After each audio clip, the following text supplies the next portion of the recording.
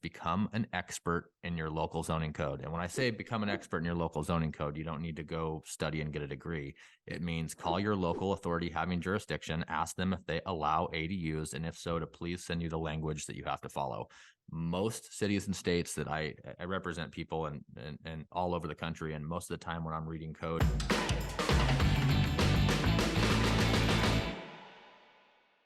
Derek, welcome to the show today. Glad to be here. Thanks so much for having me. We're going to dive into ADUs. If people listening to this, watching us, don't know what that is, well, you're going to find out. Before we get into ADUs, tell us a little bit about your background. For sure, Michael. So I'm just a normal, average person. I always like to start with that, like as normal as you get. I was a fireman by trade. I started an apprenticeship in the building industry at a really young age. Was a kind of a contractor and a fireman for a lot of years, but I knew I didn't want to work forever. So I started building, developing, planning, designing accessory dwelling units.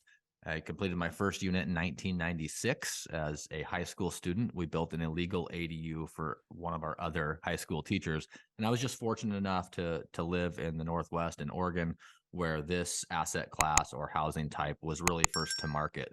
And over the years, it's been almost 3 decades. I've never strayed. I've just gone deeper, not wider. And I'm here to share with your community a really overlooked niche that can help a lot of people in multiple ways. You kind of refer to accessory dwelling units as like the secret path of small apartments.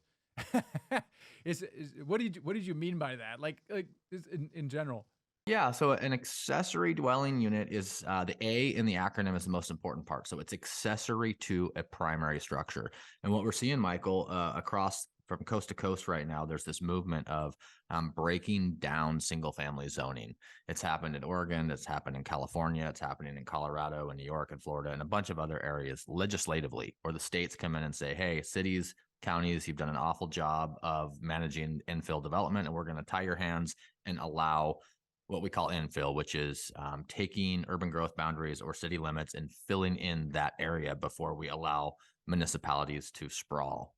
And the niche play with the accessory dwelling unit is now all of a sudden we're unlocking these single family zones. So think suburbs, think larger lots with big backyards where we already have infrastructure. We've got police departments, sidewalks, streetlights, and we're going to let you build and infill these bigger lots, if you will. So what we're getting is a really high demand, low supply product. So when I think 2-bedroom, 2-bath, or 1-bedroom, 1-bath, most people, I'm sure yourself included, are going to think apartments, multifamily, shared wall, sidewall, above wall, over, under. And what we're doing with the ADU is we're able to build these standalone detached units that are super high demand, low supply in single family neighborhoods, which, no offense to big apartment folks, we need downtown areas for density, but the more desirable places to live often are where the densities are a little bit less. So that's kind of the gist of it. Interesting. Okay, so the idea is that you're building a smaller house, or a house even, 2-bedroom, 2-bath, detached, in someone's backyard. Is that basically what you're allowed to do? Correct. Yeah, multiple in some cases. So for years, an ADU was one accessory dwelling unit. You could think of it as a guest house or a mother-in-law cottage or a granny flat. There's a lot of words for them. But now what we're seeing is, with densities increasing, we're seeing a lot of states like California, for example, where you can build multiple. A lot of jurisdictions in our state, you can build multiple. So it's not just one small cottage in the backyard. It could be buying a lot and adding 3 or 4 units onto that lot. So you're taking a single family house that was specifically designated for a single family zone for the last 50 years. And now we're able to infill that lot with up to 4 or 5 or 6 or 8 units, depending on how we can use the code. Can they be connected, or they have to be attached, or could it be a combination? No, any configuration. So I kind of break ADUs down into a few categories. So we have convertible ADUs, which is where you take a section of the house, say you buy a 4-3 and you convert the master into a 1-1, and then you would have an attached shared wall 3-2. We can do basement conversions. We can do attic conversions. We can do bump out ADUs where we add on to a house.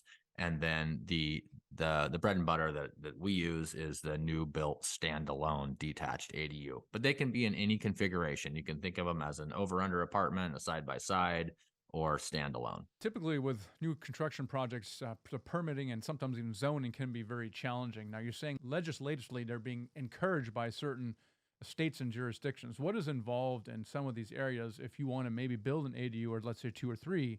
What is the general process that you have to go through to get permission to do that?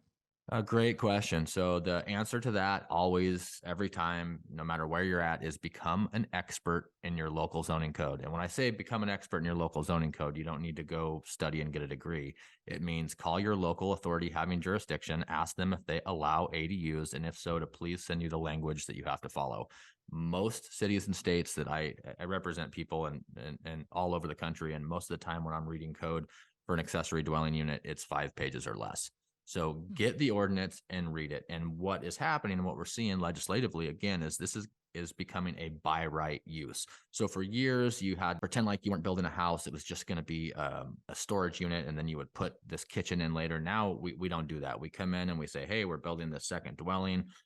It's a by right, over the counter allowable use with a simple building permit. It used to be maybe a type 2 or type 3 land use planning review, and you need a conditional use permit. Today, that's not the case. It's just like swapping out a faucet or getting a permit to build a garden shed. So it's really simple in a lot of areas. There are some states and some municipalities that aren't fully on board. That's why you have to become an expert in your local zoning code. And just to tie on to that real quick, it's not always about the hassle of developing your own. I tell people right now, even myself, building ADUs for almost 30 years, my favorite path to an ADU is to buy one. So we have all this competition in the duplex, triplex, quadplex market for normal residential zoning and people that want a house hack. You're stacking yourself against a lot of odds if you're looking for one of those products, but you can go buy a primary house with an ADU.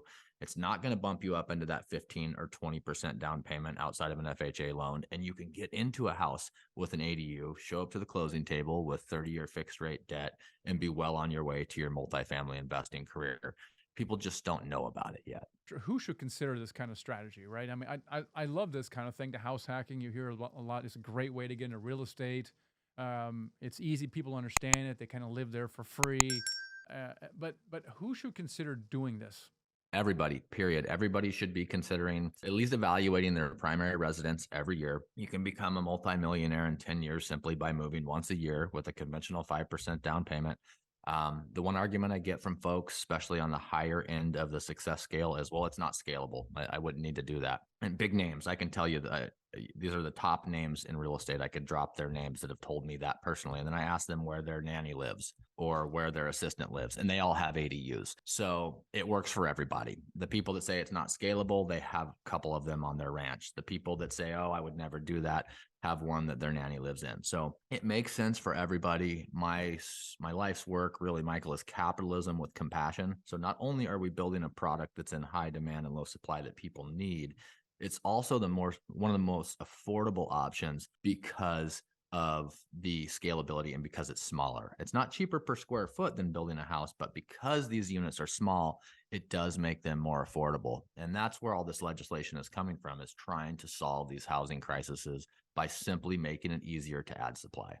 Yeah, it does address the affordable housing problem simply by taking land that already exists and putting something that's more affordable in there, like almost like a tiny house in someone's backyard. I love that part of it. And you talked about evaluating your own primary residence for an ADU as well. If I did want to scale it a little bit more, you said you could move around once a year. You could move and still just repeat it and hold on to what you so house hacking, but then instead of selling it, holding it on. Is there any path for trying to scale that a little bit more? Like, could I turn it into a strategy where I'm buying houses and for the specific purpose of building ADUs? In other words, if I did want to scale a little bit more, what would that look like?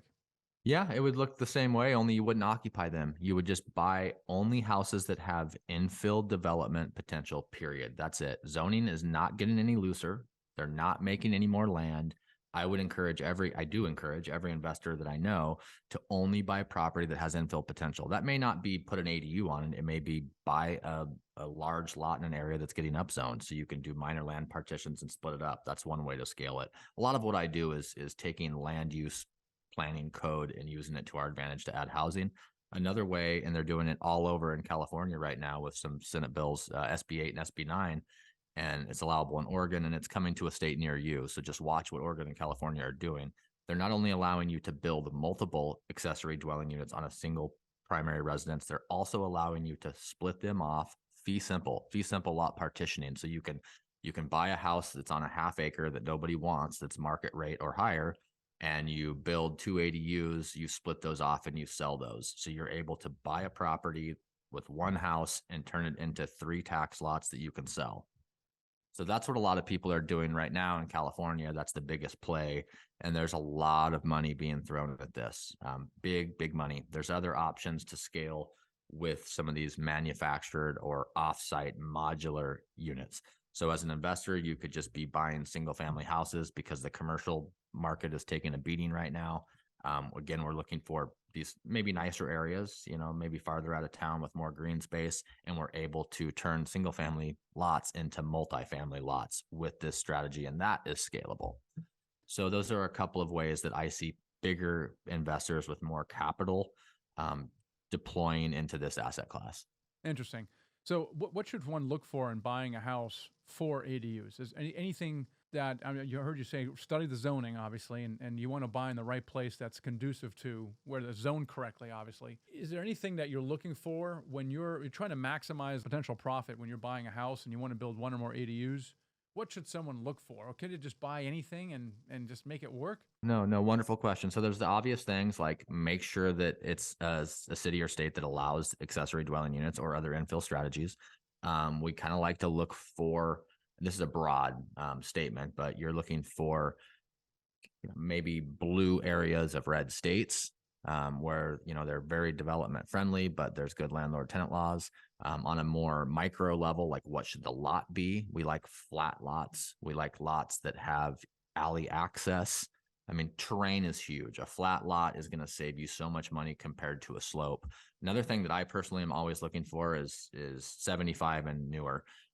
In the mid to late 70s, we pretty much switched from concrete and cast and galvanized to ABS and copper, PVC. We've got better sewer lines, we've got better drain lines, we have better electrical services. So a lot of what I do is really honing in on the infrastructure as a developer. So we're not just looking at the property and the backsplash and the schools. We're looking at what kind of infrastructure. Are we going to have to replace this whole new sewer line? Are we going to have to put in a fire hydrant if we add 3 units here? So it's those are the big ones, flat lots, good utilities, newer infrastructure, alley access. Yeah, alley access. So yeah, you need access to the place, especially if you're trying to subdivide it, right? If you're going to put something in a backyard, you need to be able to get to it. Is that what you mean by alley access? Yeah. I mean, we can always do flag lots, and there's always shared access agreements. You can always drive through the front of the lot to get to the new back lot you created. The nice thing about a flag lot is you can have separate accesses from separate streets. You can put a fence up between the lot. And even if you're keeping them, like, which is my strategy, people don't even know they're on the same lot because they're entering from, a few minutes away from a different direction. So it's just really nice for demarcation. Interesting. Say you have a 20-foot front setback for your house and a 10-foot side setback and a 20-foot rear setback. Well, if you're on an alley, many times in many codes, they reduce that setback to almost nothing. So if it was the front of the house, you'd have to be 20 yards or 20 feet away from the front setback. If it's on an alley, you can almost build right up to it in most cases. And that's a huge advantage as we're trying to maximize land. Give us an idea of how much it costs to build these ADUs, and then roughly what the cash flow you can expect from one of these things, profitability. Great. So an average person in an average market could expect to pay around $225 a square foot for a new standalone unit. Conversion units, if you're going to convert your basement or your detached garage, start at $100 a square foot and go up from there. I'm currently building and developing new standalone accessory dwelling units in the Pacific Northwest for $100 a square foot. But I'm insane. I work dark to dark. I've been doing this for a long time. It's the only thing in the world I'm good at, and I'm really good at it. And that's how I'm able to build so affordably. And I don't say that to brag. I just want to share with people what's possible. If you really, really focus and you stay focused for a lot of years, you can whittle any strategy down to a complete science. And that's what we've done with our units. So anywhere from $100 a square foot to $225 a square foot and up. And then you can always expect, if you don't over design and overbuild, which a lot of people do, you can always expect, the 1% rule any day of the week, times two. I mean, a lot of these we're making 30, 40, 50, 60% on. So it just, the baseline would always be 1%. And all of your listeners obviously know how to underwrite a deal and know what that means. But your cap rate on this is going to be really, really good. And the other thing that I talk to investors about is it's not comparable to a lot of things you can go buy unless you're buying new build to rent, because these are brand new. So the CapEx is non-existent for the first 20 years. It's in a good area. So you're going to get really good tenants. You're going to have less management time and costs. So the return on the investment, especially if you can use some leverage, is really high. It's not for everybody, but it's definitely something that everybody should understand, especially as zoning gets compressed and we do more and more infill across the country. You just mentioned leverage, so I assume you can get financing for an ADU as well. Yeah, there's several ways to get financing. I talk about the financial stack. I tell people if it works in your market, finance it by any means possible. And I'll caveat that with it costs the same amount of money, about approximately, to build an ADU in Aspen, Colorado, as it does in the crappiest town in the crappiest state you can think of. I'm not going to pick on Bakersfield, California, or anybody, but if you're doing it, make sure you do it in an area where there's high demand and high rents. But the funding streams, I always tell people, if you can, build it with cash, build it with equity. There's a couple good companies. One of them is Renify, and they'll actually lend you 100% of the appraised value before you build it based on your lendability. They have a 20-year fixed second. Credit unions, I always tell people, go wherever you can for the money. Start as close as you can to your circle, your friends and family if you need to. There's the applicable federal rate IRS loan that you can get from a family member that doesn't qualify as a gift, that has a super low rate. Go to your local bank and credit union that's known you for 20 years, see what kind of product they have. But if it's unsecured, there are a few companies that will lend 100% of the value of the unbuilt ADU. I just always tell folks, don't over design and overbuild. So when you build an ADU, does it actually increase your property? Let's assume that you're not subdividing. Obviously, you're subdividing, then obviously it has standalone value. But let's say you build a 2-bedroom, 2-bath in the backyard. Let's say, your house is appraised at $500,000, and you build a $200,000 house in there. If you were then to sell it, would you be able to get your money out of it, or is it like building a pool when you may or may not get the money out of it? In other words, does it really increase the value of their property for what you put into it? Yes, most of the time. And the exceptions to that, yes, are if you're in an area that there are not a lot of ADUs, there's not a lot of cost sales comparison approach, you may not get full value out. My rule of thumb, based on all my years of experience, is this.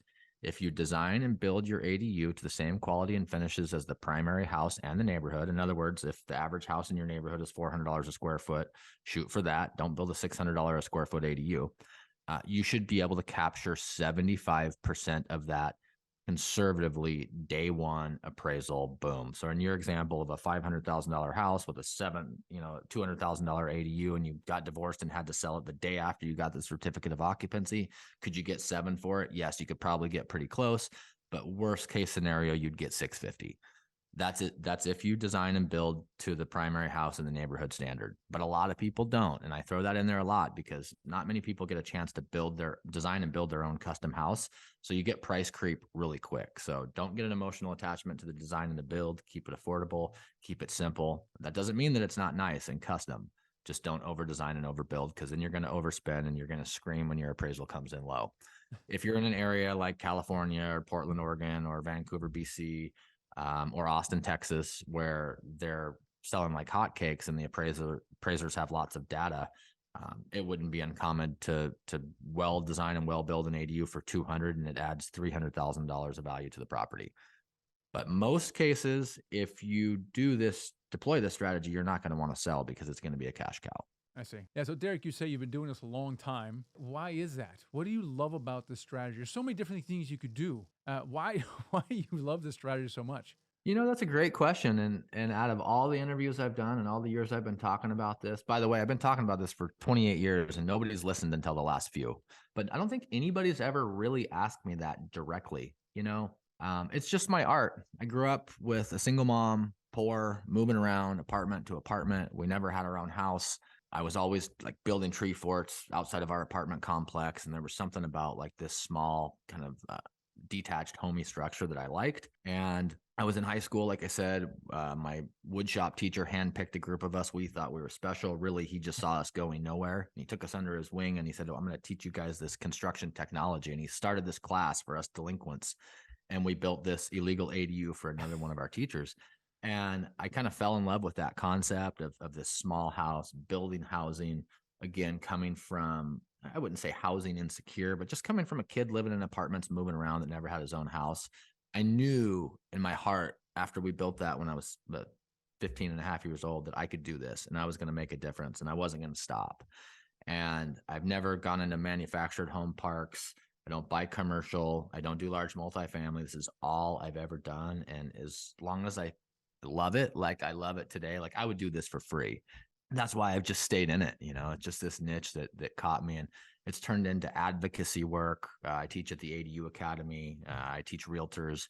It's really, there's a lot of outreach too. So that's again why I call it capitalism with compassion. I mean, my way is paid by my rentals because I build these and hold them. I've never sold a house. I just keep collecting them. And but I guess the root of the story is because I believe in housing, and this is one of the easiest ways to produce it, I think. I love it. Derek, how can people connect with you and find out more about you and ADUs? I'd say I'm most active probably on Instagram, that ADU guy. You can check me out at thataduguy.com. I do consultations all over the country. I've got a socialistic sliding scale. I work with first-time home buyers for free. A lot of the consult work I do is for free to help people like me that grew up with no money. Nobody talked about money because there was none of it and there was guilt and shame. So I help them for free. And I have a homeowner rate and then I have a higher investor rate. But I usually just encourage people to go watch all my content. I've got a clunky little YouTube channel where I share everything I'm doing. Right now, we're building 2 ADUs. We're trying to do both of them start to finish in 90 days. And I'm putting a video out every week of our process of like literally me on the excavator, cutting the pad. We're standing up walls. We're building this thing. So most of what I do, I just give away on Instagram and YouTube. You can find me there. That number on the top of my website, thataduguy.com, that's this number. So if you call it, a lot of people call me 3 or 4 times a week. I'll get a call and they say, "Derek, I didn't think you were going to answer." And I'm like, "Yeah, how can I help you?" So I just tell people, if you call my number, like be ready to take action. I love it. You're a crazy guy, Derek. I love it. Really enjoyed this interview. Thanks so much. Glad to be here. Thanks for having me.